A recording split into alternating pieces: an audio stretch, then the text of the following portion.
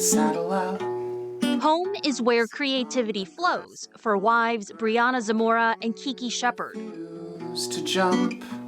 It's a safe haven for the two trans women, but it wasn't always the case. At least not when they had roommates in their former apartment complex.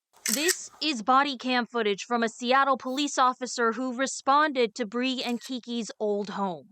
Transphobic slurs spray painted all over the unit by friends they trusted. All this after Bree and Kiki asked Inga Chernogradskaya and Patricia Shepard to move out after they hadn't paid any rent. First, it started out with being like money and stuff like that. Then it kind of morphed into all kinds of like transphobic speech. Both Chernogradskaya and Shepard were charged with malicious mischief and hate crime. But only Chernogradskaya was convicted of both charges, while Shepard was convicted of malicious mischief only. Douglas Wagner from the King County Prosecuting Attorney's Office explains why. It's because those two juries struggled with the current statutory framework.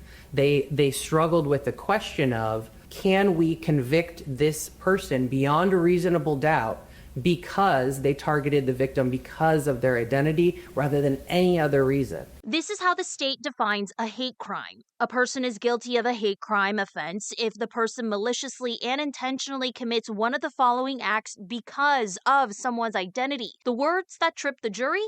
Because of. KCPAO wants to change that through a bill to include in whole or in part to make sure bias doesn't have to be the only motive behind a hate crime. Yeah, especially because like the writing's on the wall. Like, oh my God, literally the writing's on the wall. Like it's literally hate speech written on my wall. And figuratively the writing's on the wall. It's a hate crime. Like it's, yeah. Like how is that not a hate crime? Clearly this was a hate crime.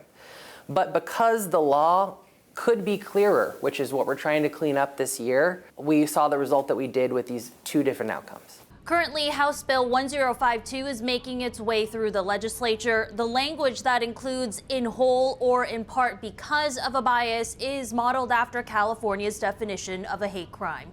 In the newsroom, sharing you King 5 News.